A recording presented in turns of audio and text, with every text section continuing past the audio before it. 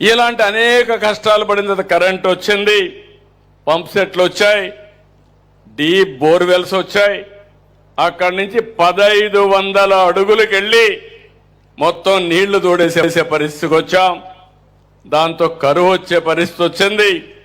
రాయలసీమ ఒకప్పుడు రతనాల సీమ ఇటీవల కాలంలో ఎడారిగా మారిపోయే పరిస్థితి వచ్చింది. రాళ్ల సీమ అయిపోయే పరిస్థితి వచ్చింది. నేను సాక్షాత్ దానికి సాక్షిని కూడా. రాయదుర్గ్ నియోజకవర్గంలో ఎడారిగా మారిపోతుందంటే నేను ఒక 100 కోట్ల రూపాయలు ఖర్చు పెట్టి ఎడారిగా మారిపోకుండా ఉండడానికి చర్యలు చేపట్టిన వ్యక్తిని నేనే. అనంతపూర్ జిల్లాకి వెళితే నన్ను ప్రతి ఒక్కసారి పోయినప్పుడు 10 సంవత్సరాలు వేరుశనగ వేస్తున్నాం, 2 సంవత్సరాలే పంట వస్తుంది, 1 సంవత్సరమే పంట వస్తుంది, నష్టపోతున్నాం. కనీసం విత్తనాల ఖర్చుకు డబ్బులు ఇమ్మంటే నేను ఇన్పుట్ సబ్సిడీని ప్రారంభించాను. ఈరోజు మీరు ఒక్క విషయం గుర్తుపెట్టుకోవాల్సింది, కేఎల్ రావు గారు 72లో ఆలోచించారు కృష్ణా గోదావరి లేకపోతే గోదావరి కావేరి కలపాలని. అదే నేను వాజ్పేయి గారు ప్రధానమంత్రిగా ఉన్నప్పుడు ఒక ప్రపోజల్ పెట్టాను. మనం రోడ్లు బాగా వేస్తున్నాం, ఎయిర్పోర్ట్లు బాగా కడుతున్నాం, టెక్నాలజీలో ముందుకు పోతున్నాం. అయితే ఈరోజు నదుల అనుసంధానంగా చేయగలిగితే భారతదేశానికి బ్రహ్మాండంగా అవకాశాలు ఉంటాయి. ఏ దేశం కూడా మనతో పోటీ పడలేదని ఆయనకి చెప్పి గంగా కావేరి అనుసంధానానికి ఒక టాస్క్ ఫోర్స్ కూడా వేశాం. మేము 2004లో ఓడిపోవడం, ఆ తర్వాత వచ్చిన కాంగ్రెస్ పార్టీ ఈ ప్రపోజల్ని ఆటకెక్కించే పరిస్థితికి వచ్చారు. మళ్ళీ 2014లో చాలా ఇబ్బందులు ఉన్నాయి. ఆర్థికంగా వెసులుబాటు లేదు, నాకు ఆఫీసు కూడా లేదు. ఎస్సీ ఆఫీసు విజయవాడలో నా క్యాంప్ ఆఫీసు, బస్సే నా బస, అందులోనే పడుకునేవాడిని. అక్కడి నుంచి పనిచేశాం. కానీ పట్టుదలతో ఈ కృష్ణా డెల్టాకు న్యాయం జరగాలనే ఉద్దేశంతో సంవత్సరంలో పట్టిసీమ పూర్తి చేసి నీళ్లు తీసుకొచ్చి కృష్ణా డెల్టాను కాపాడిన ఘనత ఆ రోజు తెలుగుదేశం పార్టీ ఎన్డీఏ ప్రభుత్వం. 80 టీఎంసీ నీళ్లు, 13 లక్షల ఎకరాలు స్టెబిలైజేషన్. కృష్ణవేణి నీలం రంగు, అదే గోదావరి అరుణవర్ణం, అది రెడ్గా ఉంటుంది, ఇది బ్లూగా ఉంటుంది. 2 కలిపి గోల్డ్గా తయారైంది, బంగారంగా తయారయ్యే పరిస్థితి వచ్చింది. కలర్లు కూడా బంగారు కలరే. ఈరోజు గోదావరి ఎప్పుడు కూడా అన్ని అడవుల నుంచి మొత్తం పారుతూ వస్తుంది. ఆకులు, మెడిసినల్ వాల్యూ ఉండే ప్లాంట్స్ అన్నీ కరుస్తా వస్తాయి. దానివల్ల సారవంతమైన నీళ్లు వస్తాయి. ఎప్పుడు గోదావరి నీళ్లు కృష్ణాకు వస్తే రైతులకు ఆ సంవత్సరం పండగే 20% ప్రొడక్టివిటీ పెరుగుతుందంటే అతిశయోక్తి కాదని కూడా మీ అందరికీ తెలియజేస్తున్నా. ఈ సంవత్సరం మీరు ఒక్కసారి గుర్తుపెట్టుకోవాలి, ఈ రాష్ట్రంలో చాలా సార్లు మనం చూస్తే కరువు వచ్చే పరిస్థితి వచ్చింది. ఓసారి వరదలు వచ్చి కనీసం 40 ఏళ్ల ఆవరేజ్ 2000 టీఎంసీ నీళ్లు సముద్రానికి పోతున్నాయి గోదావరి నుంచి. నేను ఆ రోజు పట్టిసీమను తీసుకొస్తే ఆనాటి ప్రతిపక్షం ఎన్ని విధాలుగా నన్ను విమర్శించాలంటే విమర్శించారు. పట్టిసీమ ఒట్టిసీమ అన్నారు, పట్టిసీమ దండగా అన్నారు. ఎక్కడ నీళ్లు పెడతారని అడిగారు. 80 టీఎంసీ నీళ్లు తెస్తారు, తీసుకొచ్చి ప్రకాశం బ్యారేజ్ అంతా 2 టీఎంసీ 4 టీఎంసీ ఉంటుంది. ఎక్కడ పెడతారంటే నేను చాలా వివరంగా చెప్పాను. ఆ నీళ్లు వస్తే పొలాలకు వెళ్తాయి. ప్రతిరోజు ఒక 14-15 వేల టీఎంసీ నీళ్లు కావాలి. అక్కడ నేను తెచ్చేది 8 టీఎంసీ నీళ్లు తెస్తామంటే ససేమిరా వద్దంటే వద్దు, చేయకూడదు, మీకు పేరు రాకూడదని అడ్డం పడే పరిస్థితికి వచ్చారు. నేను ఆ రోజు భయపడి ఉంటే ఈ 10 సంవత్సరాలు కృష్ణా డెల్టా ఏమయ్యేదో మీరు ఒక్కసారి ఆలోచించమని మిమ్మల్ని అందరినీ కోరుతున్నా. నాకు కొన్ని అనుభవాలు ఉన్నాయి. మొట్టమొదటిసారిగా నేను హైదరాబాద్లో ఉన్నప్పుడు సమైక్య ఆంధ్రప్రదేశ్ కోసం హైటెక్ సిటీ కట్టాను. నేను హైటెక్ సిటీ కడితే అపోజిషన్ పార్టీస్ అడ్డుపడిపోయారు. జరగకూడదన్నారు, ఇది దండగా అన్నారు, దీనివల్ల అభివృద్ధి కాదన్నారు. కానీ నేను ఇనుంటే నేను చేసేవాడిని కాదు, ధైర్యంగా ముందుకు పోయాను. ఈరోజు మీరు చూస్తే భారతదేశంలో ఎక్కువ తలసరి ఆదాయం వచ్చే నగరం స్టేట్ తెలంగాణ అయితే బెస్ట్ లివబుల్ సిటీ హైదరాబాద్గా తయారైందంటే అది తెలుగుదేశం పార్టీ ఆ రోజు చూపించిన చొరవ, వాజ్పేయి గారు సహకరించిన విధానం. ఈ రోజు కూడా మీరు చూడండి, అమరావతి కూడా అదే పరిస్థితి. విజయవాడ, గుంటూరు, మంగళగిరి ఇవన్నీ కలిపి అమరావతి. దానికి కూడా ఎన్ని విధాలు అడ్డం పడ్డారో మీరే చూస్తున్నారు. కడాన 99.5% రైతులందరూ భూములు ఇచ్చారు. 2.5 ఎకరాలు 5 ఎకరాలు ఒక రైతు అడ్డం పెట్టి రోడ్డు రానియకుండా సీడ్ యాక్సెస్ రోడ్డుకి అడ్డం పడే పరిస్థితికి వచ్చాడు.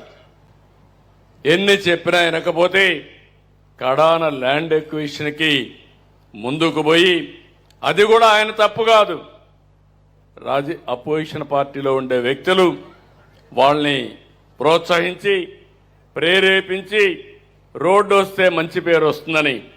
రేపు అది అయిపోతానే మీరు పోయి చూడాలి. ఆగస్టు 15కి సీడ్ యాక్సెస్ రోడ్డు వస్తుంది. ఆ తర్వాత మీరు ఆ రోడ్లో పోతే మీకే అర్థమవుతుంది అమరావతి యొక్క విశిష్టత. ఈరోజు మనం ఇక్కడ చూస్తే 2015 నుంచి 25 వరకు గోదావరి నుంచి కృష్ణా నదికి 450 టీఎంసీ నీళ్లు తీసుకొచ్చాం. ప్రాజెక్టు ఖర్చు పెట్టింది 1300 కోట్లు. ఈరోజు ఈ ప్రాంతంలో మీరు గుర్తుపెట్టుకోవాలి, చర్చ కూడా చేయాలి. ఈ దేశంలో ఒక సమస్య ఉంది, ప్రపంచం అంతా ఈ సమస్య ఉంది, మన దేశంలో ఇంకా ఎక్కువ ఉంది. మంచిని మీరు మాట్లాడరు. ఏదైనా ఒక చిన్న పని కాకపోతే మాత్రం తిట్టడం మొదలు పెడతారు. 10 పనులు చేసి 11వ పని కాకపోతే మాత్రం ఇమ్మీడియట్గా విమర్శించే పరిస్థితి వస్తారు. ఈరోజు మీరు ఒక్కసారి చూస్తే కృష్ణా డెల్టా బాగుపడింది.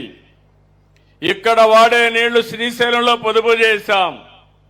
పొదుపు చేసిన నీళ్లు రాయలసీమకి ఇచ్చాం. ఇప్పుడే మన మిత్రుడు సత్యకుమార్ యాదవ్ గారు చెప్పారు, ఆయన నియోజకవర్గం కూడా అందరి నేవా ఏడుతుంది. కరువు జిల్లా అనంతపురం జిల్లా ఈరోజు హార్టికల్చర్ హబ్గా తయారైంది. రాయలసీమ కరువు, రాయలసీమ నుంచి లింగాల మండలం చూస్తే హార్టికల్చర్ వేసి హైయెస్ట్ పర్ క్యాపిటల్ ఇన్కమ్ ఆంధ్రప్రదేశ్లో ఆ మండలం వచ్చే పరిస్థితి వచ్చింది. విశాఖపట్నం కాదు.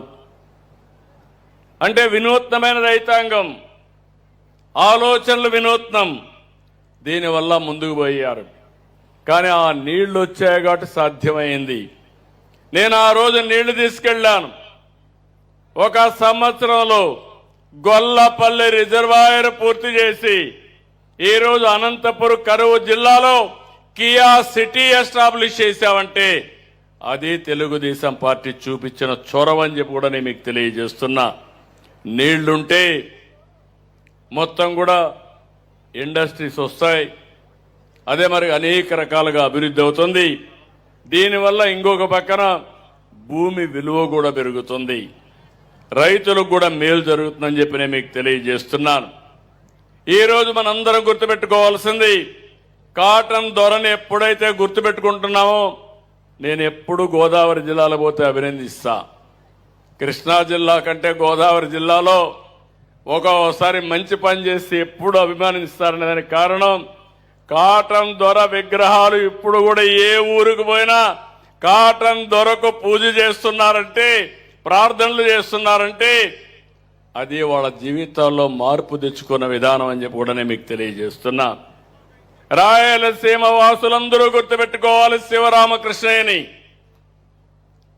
కృష్ణా జిల్లా, గోదావరి జిల్లా వాసులందరూ గుర్తుపెట్టుకోవాలి, దేశం గుర్తుపెట్టుకోవాలి కేఎల్ రావు గారిని.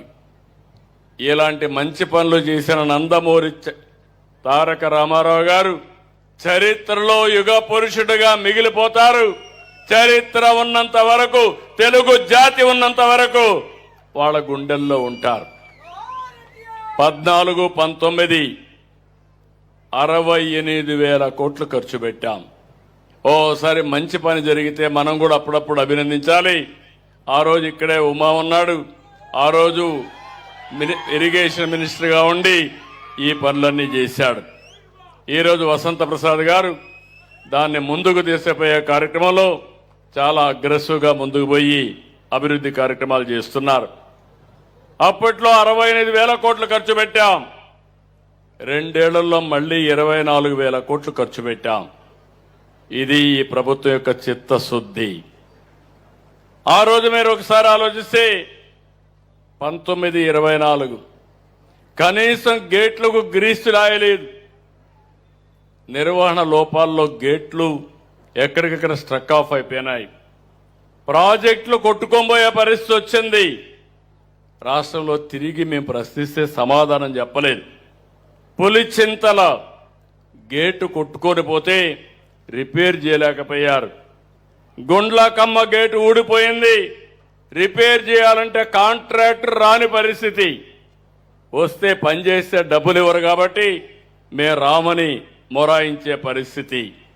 ఇంకో పక్క మీరు చూస్తే కాలవల్లో ఎక్కడా పూడికి తీయని పరిస్థితి. సాగునీటి సంఘాలని నిర్వీర్యం చేసే పరిస్థితికి వచ్చారు. టెండర్లు కూడా పిలవకుండా దారుణంగా ప్రవర్తించారు. రైతు బాగుంటేనే రాష్ట్రం బాగుంటుంది. ఇరిగేషన్ శాఖకు ఎక్కడ లేని ప్రాధాన్యత ఇస్తామని చెప్పి కూడా నేను మీకు తెలియజేస్తున్నా. మొన్నే తుంగభద్ర 75 సంవత్సరాల్లో తొలిసారి గేటు పోతే కొత్త గేట్లు పెట్టించాం. నిన్ననే ధవళేశ్వరం బ్యారేజ్ గేట్లు పోతే 19, 24 ఒక్క పని చేయకపోతే 135 కోట్లు ఖర్చు పెట్టి అవన్నీ కూడా పూర్తి చేసే పరిస్థితికి వచ్చాం.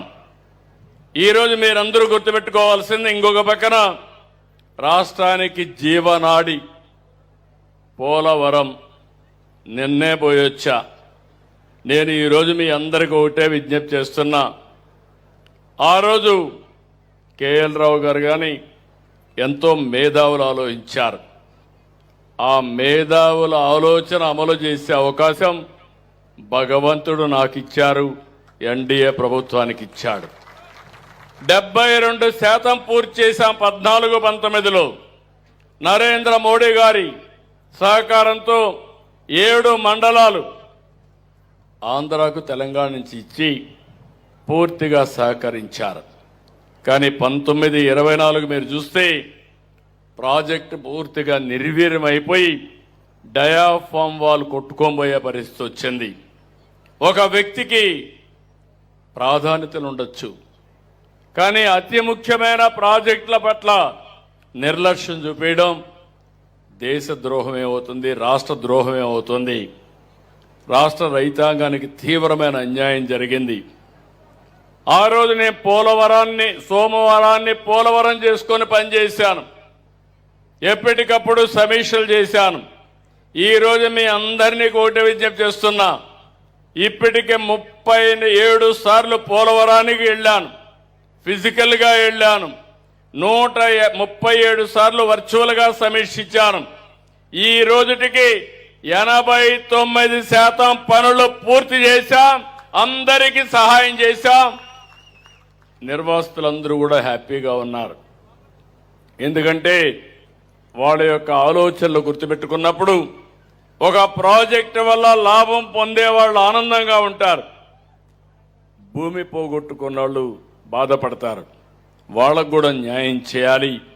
అదే దానిపైన మనం చేశాం. 2 ఏళ్లలో 2,250 కోట్లు నిర్వాసితులకు అందించాం. పునరావాస కాలనీలు నిర్మించాం. ఇప్పటికి కేంద్ర సహకారంతో 7,100 కోట్లు ఖర్చు పెట్టాం.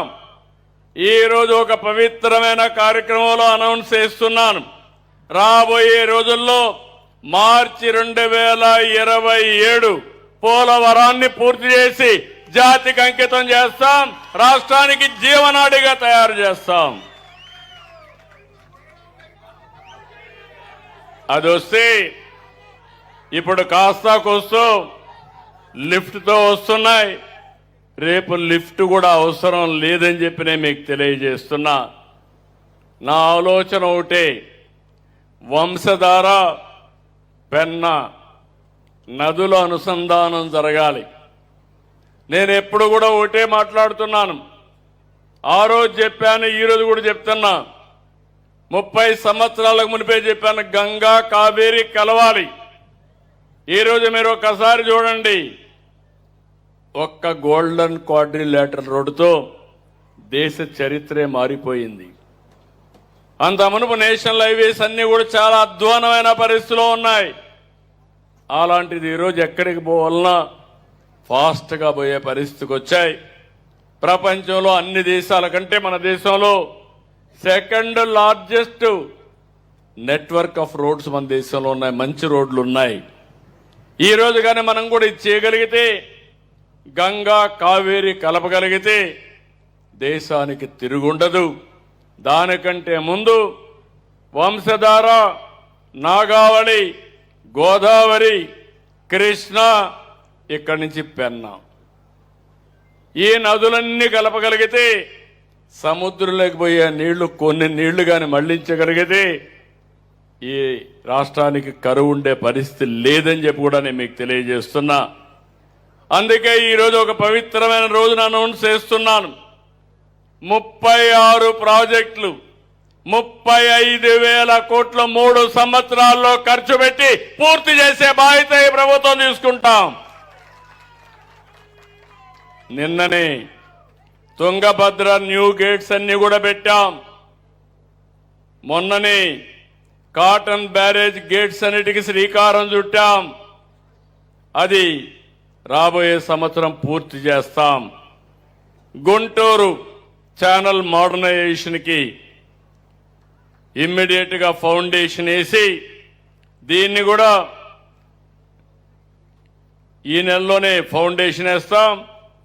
2 సంవత్సరాల్లో పూర్తి చేసి మళ్ళీ మీకు ఆ ప్రాజెక్ట్ అందజేసే బాధ్యత తీసుకుంటామని చెప్పి నేను మీకు తెలియజేస్తున్నా. ఆగస్టు 26కి ప్రారంభిస్తాం. ప్రారంభించే తేదీ కూడా డేట్ ఆఫ్ కమెన్స్మెంట్ ఇప్పుడు చేసి 1 ఇయర్లో పూర్తి చేసే 1 ఇయర్ కానీ 1.5 ఇయర్ కానీ పూర్తి చేస్తాం. పోలవరం లెఫ్ట్ మెయిన్ కెనాల్ పూర్తయింది. రేపు అనకాపల్లి ఆగస్టు 14న స్వాతంత్ర దినానికంటే ఒకరోజు ముందే జాతికి అంకితం చేయాలని ఆలోచిస్తున్నాం. గోదావరి ఎట్లయితే ఇక్కడ జలహారతి ఇచ్చి స్వాగతం పలికానో, ఆగస్టు 14న అనకాపల్లికి వెళ్లి గోదావరి జలాలకు అనకాపల్లిలో స్వాగతం పలుకుతాను, జలహారతి ఇస్తానని మీ అందరికీ హామీ ఇస్తున్నా. ఇంకొక పక్కన పేరూరు బ్రాంచ్ కెనాల్, ఇది కూడా 14 ఆగస్టు ఫౌండేషన్ వేస్తాం. వెలుగొండ నేనే 96లో ఫౌండేషన్ వేశాను. కరువు జిల్లాలు, ఆ ప్రాంతమే కరువు, మార్కాపురం ప్రాంతం. అలాంటిది సెప్టెంబర్ 1వ తారీఖున నేనేసిన 96లో ఫౌండేషన్ వేసి 2026 సెప్టెంబర్ 1వ తారీఖున దాన్ని ఫేజ్ 1 జాతికి అంకితం చేస్తామని చెప్పి కూడా నేను మీకు తెలియజేస్తున్నా. మీరు ఇక్కడ గుర్తుపెట్టుకోవాలి, దగ్గర 4,000 కోట్ల రూపాయల పనులు బకాయిలుంటే అన్నీ కూడా అక్కడ పోయి నాటకాలాడి పూర్తి అయిపోయింది. జాతికి అంకితం చేస్తున్నానని చెప్పి ఒక బోర్డు వేసి ఇనాగరేట్ చేశాడు. టనల్స్లో మెషిన్ కూడా ఇరక్కపోయింది, అది కూడా చెప్పలేదు. అంటే ఏ విధంగా ప్రజల్ని మోసం చేస్తారో నాకైతే అర్థం కాలేదు. నేను అందుకనే ఈరోజు అన్ని పనులు పూర్తి చేస్తాం, జాతికి అంకితం చేస్తాం. అవసరమైతే ఆ బోర్డు కూడా మ్యూజియం ఒకటి కట్టి మోసం ఏ విధంగా చేశాడో ప్రజలకు శాశ్వతంగా గుర్తుండేట్టుగా చేస్తామని చెప్పి కూడా నేను మీకు తెలియజేస్తున్నా. ఇంకో పక్క పాలేరు రిజర్వాయర్ కూడా ఫౌండేషన్ 10 సెప్టెంబర్ వేస్తాం. దాన్ని కూడా టైం బౌండ్ ప్రోగ్రాం పెట్టి పూర్తి చేస్తాం. ఇంకొక పక్కన మీరు ఒకసారి చూస్తే హెచ్ఎన్ఎస్ఎస్ ఫేజ్ 2 మెయిన్ కెనాల్ 400 నుంచి 490 వరకు 31 అక్టోబర్లో ఇనాగరేట్ చేస్తాం. ఇది కాకుండా ఫేజ్ 2 హెచ్ఎన్ఎస్ఎస్ ఉంది, ఇది కూడా 490 నుంచి 554 జూన్ 30, 27 ఇనాగరేట్ చేస్తాం. నేరేడు బ్యారేజ్ ఉంది, అది 30 నవంబర్ 26లో ఫౌండేషన్ వేస్తాం. ఇంకో పక్క పెన్నా సర్వేపల్లి రిజర్వాయర్ని ఇనాగరేషన్ ఈ సంవత్సరం డిసెంబర్లో చేస్తాం. ఇంకొక పక్కన మద్దువలస 2 ఇనాగరేషన్ 31 జనవరిలో చేస్తాం. జంజావతి రిజర్వాయర్ ప్రాజెక్టు జనవరి 27లో చేస్తాం. ఇంకో పక్క పోలవరం ఇరిగేషన్ ప్రాజెక్టు చెప్పాను, 2027 మార్చికి జాతికి అంకితం చేస్తాం. హీరమండలం లిఫ్ట్ ఇరిగేషన్ స్కీమ్ని ఇనాగరేషన్ 30 ఏప్రిల్ 27 చేస్తాం. Neeva branch canal up to Neeva river వరకు 30 జూన్ 2027లో చేస్తాం. Nagavali Champavathi river interlinking 30 June 2027లో చేస్తాం. బుడమేరు ఇది కూడా యునికపాడు దగ్గర యూటీ 30 జూన్ 27కి పూర్తి ఇనాగరేట్ చేస్తాం. బుడమేరు డైవర్షన్ ఛానల్ కూడా 30 జూన్ 2027కి పూర్తి చేసే బాధ్యత తీసుకుంటాం. వంశధార ఫేజ్ 2 స్టేజ్ 2 1 జూలై 2027కి చేస్తాం. చింతలపూడి లిఫ్ట్ ఇరిగేషన్ స్కీమ్ మీ అందరి చిరకాల కోరిక, కృష్ణా జిల్లా మెట్ట ప్రాంతాల రైతుల కోరిక.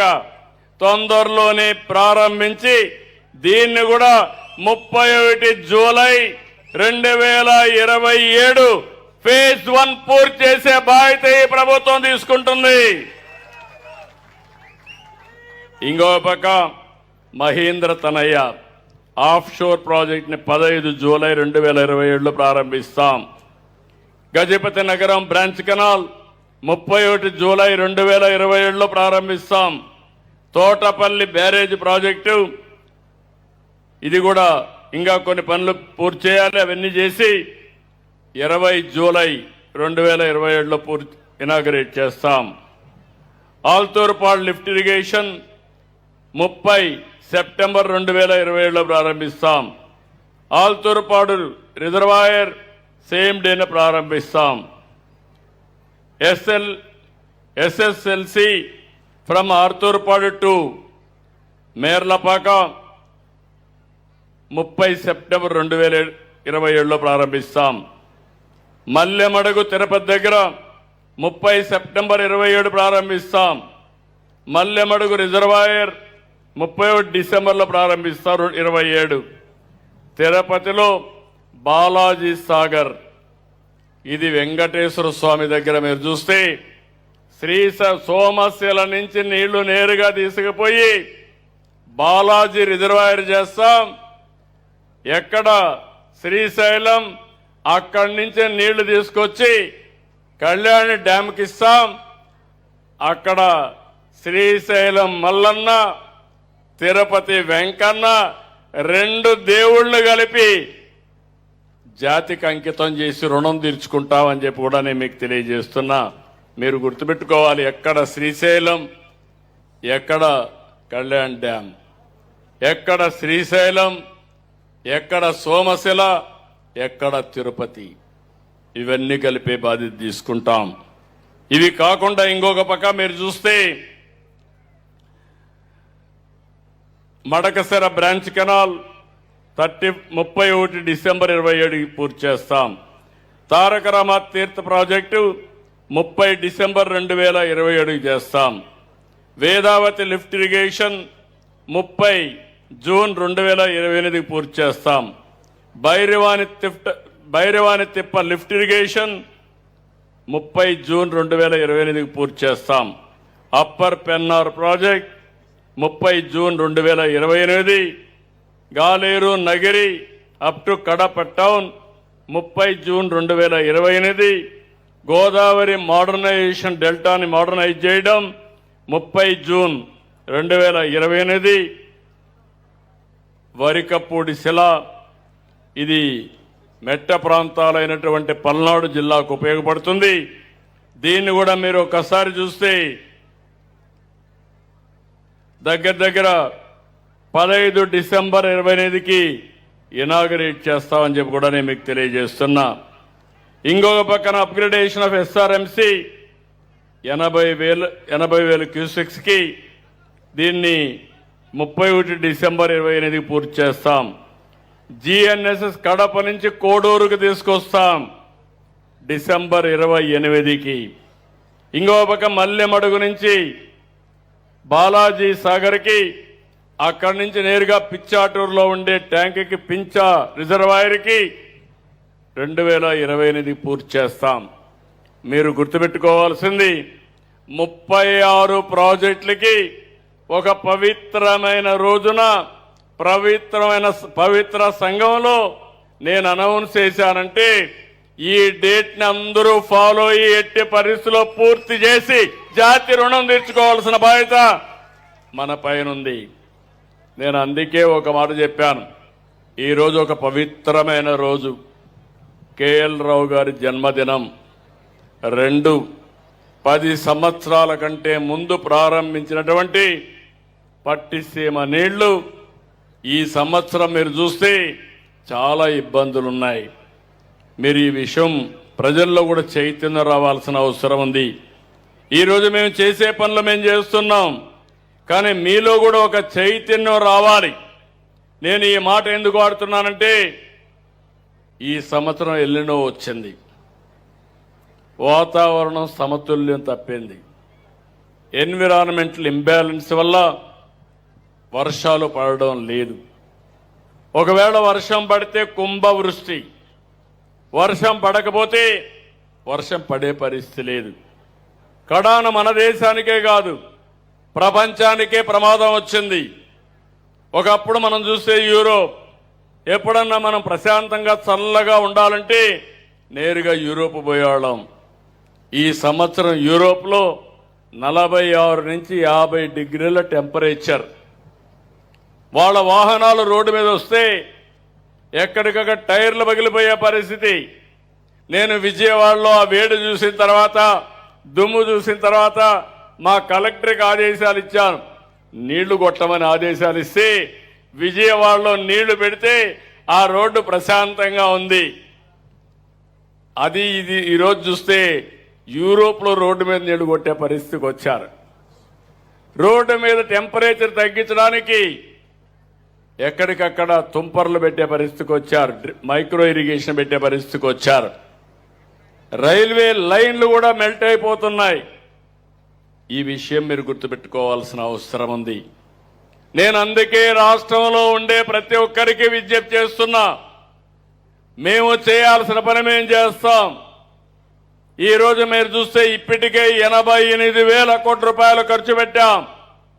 ఇంకొక 35,000 కోట్ల రూపాయలు ఖర్చు పెడతాం.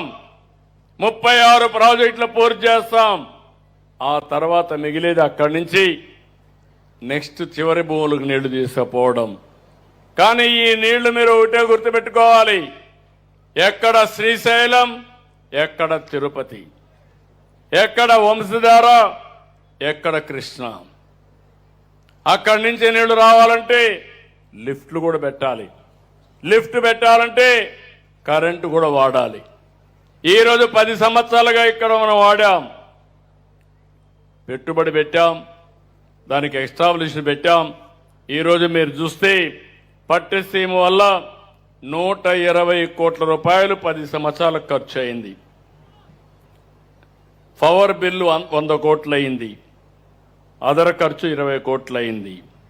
దీనివల్ల 13 లక్షల ఎకరాలు స్థిరీకరణ జరిగింది. ఓసారి మీరు గుర్తుపెట్టుకోవాలి, నీళ్ళన్నీ పెడతాం, లాస్ట్ పంట వస్తుంది. పంట వచ్చే సమయంలో నీళ్లు రాకపోతే మొత్తం ఎండిపోతుంది, పెట్టిన పెట్టుబడి పోతుంది. అదే సమయంలో వృధా అయ్యే పరిస్థితి వస్తుంది. దీనివల్ల మీరు చూసినప్పుడు ఇక్కడ 1200 రూపాయలు ఎకరాకు అయ్యింది. కానీ సుజావుగా పంటలు చేసుకున్నాం. ఇంకో పక్కన అక్వాకల్చర్ బ్రహ్మాండంగా అభివృద్ధి అయ్యింది. అయితే అదే సమయంలో 120 కోట్లు 100 కోట్లు మనం ఖర్చు కూడా పెట్టాం. పవర్కి పెట్టడానికి సిద్ధంగా ఉన్నాం. కానీ మీరు గుర్తుపెట్టుకోవాలి, మీ ఊరిలో పడిన వర్షాన్ని మీరు సముద్రానికి పంపించి మళ్ళా వేరే రాష్ట్రాల నుంచి గంగా నుంచి ఇక్కడ నీళ్లు తీసుకురావాలంటే ఎలాంటి ప్రయత్నమో మీరు గుర్తుపెట్టుకోవాలి. వనరులన్నీ కూడా వృధా అవుతాయి, కష్టం అవుతుంది. బాధ్యతగా ఉండాలి. ప్రభుత్వం మాత్రం బాధ్యతగా ఉండాలి, ప్రజలు మాత్రం మేము బాధ్యతగా ఉండమంటే కరెక్ట్ కాదు. మీకు బాధ్యత ఉంది, మాకు బాధ్యత ఉంది. మీ ఊర్లో మీరు నీళ్లని భూగర్భ జలాలుగా మార్చండి. ఈ ప్రభుత్వం ఒకటే ఆలోచిస్తున్నాం, 3 మీటర్లు 6 మీటర్లు నినాదం. వర్షానికంటే ముందు 6 మీటర్లో ఉండాలి, వర్షాలు పడిన తర్వాత 3 మీటర్లో ఉండాలి. మనం వాడే నీళ్లు 3 మీటర్లే వాడుకోవాలి. గోదావరి కృష్ణా జిల్లాలో బాగానే ఉంటాయి, మెట్ట ప్రాంతాల్లో సమస్య ఉంది, దానికి కూడా వర్కౌట్ చేయాల్సిన అవసరం ఉంది. మొన్ననే మళ్ళీ ఒకసారి జలధార అనే కార్యక్రమం తీసుకొచ్చాను. జలధార కార్యక్రమం తీసుకొస్తే పెద్ద ఎత్తున రాష్ట్రమంతా చేశాం. 79,625 పనులు ప్రారంభించాం. 3,267 కోట్ల రూపాయలు ఖర్చు పెట్టాం. 93% పనులు పూర్తయినాయి. ఇంకా ఖర్చు పెడతాం. నేను ఒకటే మీ అందరికి విజ్ఞప్తి చేస్తున్నా, నేను కానీ అదే మరి ఎన్డీఏ కూటమి ప్రభుత్వం కానీ నరేంద్ర మోడీ గారు ఢిల్లీలో ఉండే మోడీ గారి నాయకత్వం, నేను ఇక్కడుండే పవన్ కళ్యాణ్ గారు ఒకటే ఆలోచిస్తున్నాం, ఈ రాష్ట్రానికి ఒక బాధ్యత కలిగిన ప్రభుత్వాన్ని ఇవ్వాలని, ఒక వారసత్వాన్ని వెళ్ళాలని, మీ భవిష్యత్తుకు గ్యారంటీ ఇవ్వాలని. పేదరికంలో కాకుండా ఈరోజు కృష్ణా జిల్లాలో మీరు చూస్తే అవకాశాల కోసం విదేశాలకు వెళ్ళారు, వేరే రాష్ట్రాలకు వెళ్ళారు, బ్రహ్మాండంగా రాణిస్తున్నారు. భవిష్యత్తులో ఎక్కడి నుంచైనా సరే ఇక్కడికొచ్చి రాణించాలి. ఈ గడ్డలో పుట్టిన వాళ్ళు ఈ గడ్డలోనే రాణించాలనేది మా ప్రగాఢమైన ఆకాంక్ష. దీనికి మేమందరం కూడా వారసులం మాత్రమే. మీ భవిష్యత్తుకు గ్యారంటీ ఇచ్చే బాధ్యత మాది. ఎవరైతే మీ భవిష్యత్తు కోసం పనిచేస్తారో వాళ్ళతో కలిసి పనిచేస్తాం. మీ భవిష్యత్తుకు అవరోధం కలిగించే వ్యక్తుల యొక్క పట్ల మీరు అప్రమత్తంగా ఉండాలి, మేము అప్రమత్తంగా ఉండాలి. అప్పుడే ఇది సాధ్యం. నేను ఎన్నోసార్లు చెప్పాను, ఈ రాష్ట్రంలో ఎవ్వరికీ దక్కని గౌరవం నాకు దక్కింది. సమైక్య ఆంధ్రప్రదేశ్లో 10 సంవత్సరాలు ముఖ్యమంత్రిని, 9 సంవత్సరాల పైన ముఖ్యమంత్రిని. ఆ రికార్డు ఎవరు ఇప్పుడు బ్రేక్ చేయలేరు. 15 సంవత్సరాల ప్రతిపక్ష నాయకుడిని, ఇప్పుడు రెండోసారి మళ్ళా ముఖ్యమంత్రిని. ఇంత 48 సంవత్సరాలు నేను రాజకీయాలు చూశాను. ఎప్పుడూ బాధ్యతగానే ప్రవర్తించాను, బాధ్యతగానే ఉంటా. భవిష్యత్తులో కూడా రాగద్వేషాలు ఉండవు. నేను చాలా స్పష్టంగా చెప్తున్నా. నా ఆలోచన ఒకటి, 5,30,00,000 మంది తెలుగువారు ఆంధ్రప్రదేశ్లో ఉన్నారు, తెలంగాణలో కూడా తెలుగువారు ఉన్నారు. నా మొదటి ప్రాధాన్యత, ఎందుకంటే ఇక్కడ ముఖ్యమంత్రిగా ఉండి బాధ్యత ఉంది. ఒకప్పుడు తెలంగాణ కూడా అభివృద్ధి చేశాం, అక్కడ చేసినా ఇక్కడ చేసినా తెలుగు జాతి కోసం పనిచేశా. దేశం కోసం పనిచేసాం తప్ప ఇంక కాదని చెప్పి కూడా నేను మీకు తెలియజేస్తున్నా. ప్రధానమంత్రి గారు వికసిత్ భారత్, మా ఆలోచన స్వర్ణాంధ్రప్రదేశ్ 2047